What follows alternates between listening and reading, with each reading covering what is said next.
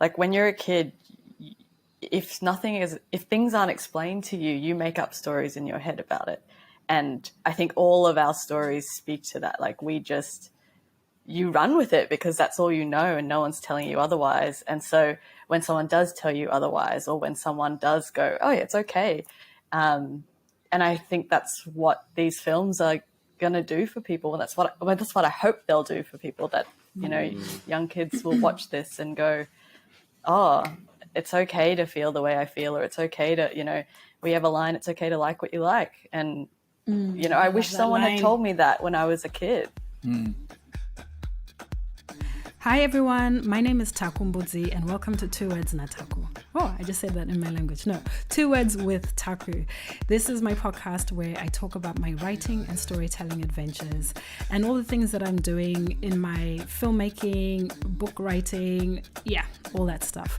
For this season, I am going behind the scenes of my new film Gugu naGogo, which is currently streaming on ABC iView. So go check it out if you're online.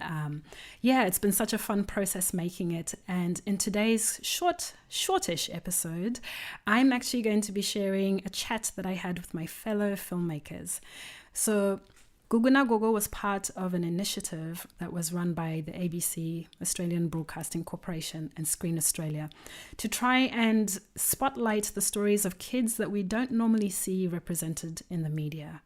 And so at the beginning of this episode, you just heard from Mary Duong, who is writer and producer on Viv's Silly Mango, one of the other films which are part of the Kaleidoscope Project. That's the initiative that has these 4 films that we are so excited to be sharing.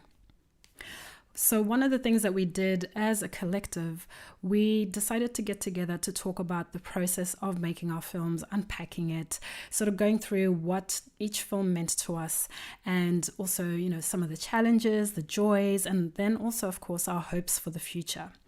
One of the key things that came through all our conversations, not just in this episode that you're going to hear and in the sort of webinar roundtable that we recorded, one of the things that kept coming up was community. So what does it mean to be from a community, part of a community, community-minded, grounded, focused, hearted? What does it mean when you create and collaborate with community at the forefront of everything? So our 2 words for today is film community, not just, talking about the film community itself, which now I'm part of with these, 6 amazing people, but also what does it mean when you're filming community, when you're making films about community? I am so excited to be part of this group of people. I've learned so much from them. I love them. I love their work. I love their hearts. And so I hope you will be able to enjoy their films and also to support them. Now, with this episode, we do have a short video that's about 6 minutes that we recorded. And then in not too long a future, we will also be releasing the 1-hour roundtable. So on this podcast, I'm just going to post the 6-minute one. And then if you follow the link for this episode, you'll be able to go to my website where you'll see the video, and I'll post pictures and links to the other films as well. So here's my chat with Mary Duong, Choi, Rachel Maxine Anderson from Viv's Silly Mango, also with Ravi from Namaste Yoga, and with Lara Köse and William Duan from Yaz Queens. I love these people. They're awesome. And here's to celebrating film community. Namaste Yoga is about a 10-year-old boy called Shiv who's ashamed of being Indian, and when he gets into a fight at school, the only way for him to avoid suspension is by doing mandatory lunchtime yoga classes. So Namaste Yoga is saying to our kids at an early age that they're enough. They don't need to change. They're enough. We accept them for who they are, whatever they choose to be. And their culture is their strength. My film Gugu naGogo is around you can't deny who you are or where you've come from. And my story is about a 12-year-old Zimbabwean girl who is in Australia, but due to family estrangement, she has to write letters to her gogo, her grandmother in Zimbabwe, and she posts them via the moon. So my story was really about celebrating the friendship of children and their grandparents, especially grandmothers. My film, Yaz Queens, is also about a similar thing. The story is about a young girl who has moved to Australia from a young age and has started to assimilate very young.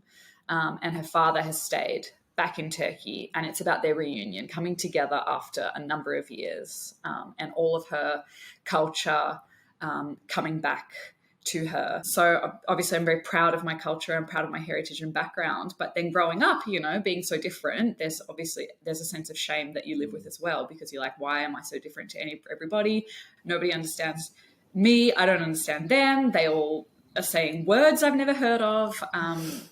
Viv Silly Mango is about three young girls who form a punk band. They're all very different. And so it's about their friendship, but also the ways that they all navigate their own identities as young Asian people in this country and try and find their voice. When Mary and I came together, we were just talking a lot about growing up in Australia, and I guess the fact that, Mary's Vietnamese and I'm Chinese, but there's so much shared collective sort of mutually held lived experience within that. And so I think we wanted to make a film about bringing that together within the zone of two best friends.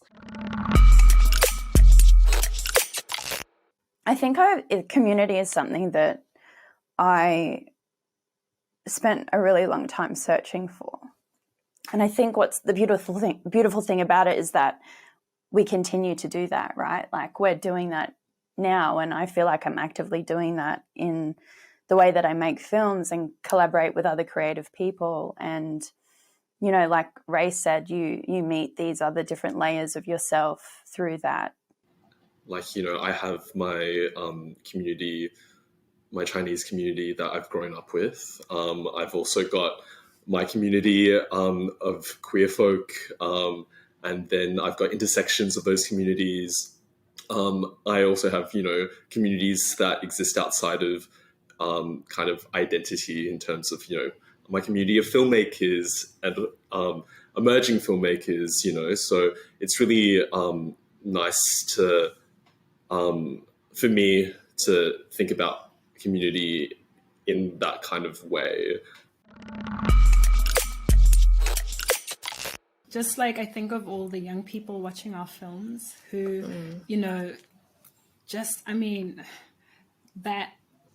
that's exactly it. Like, there's so many young people, or the people we've made these films for, who are on that path or on that journey or about to be, so it's just so great to hear you say that as well, that we're not also perfect. We haven't made it. We're also still growing. Yeah. Yes.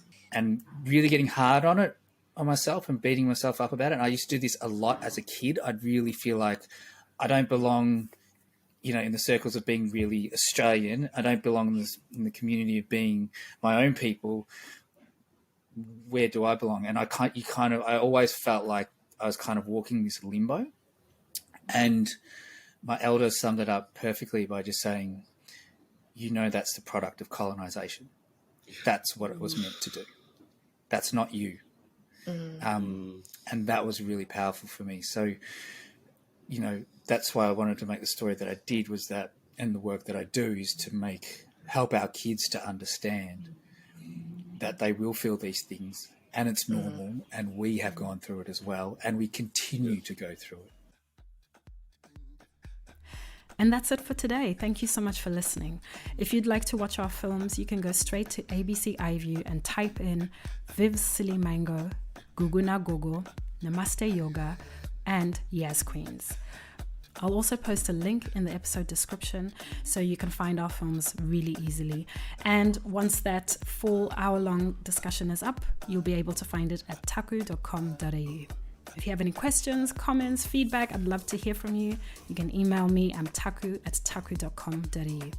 Thanks for listening, and I'll see you in the next episode. Bye.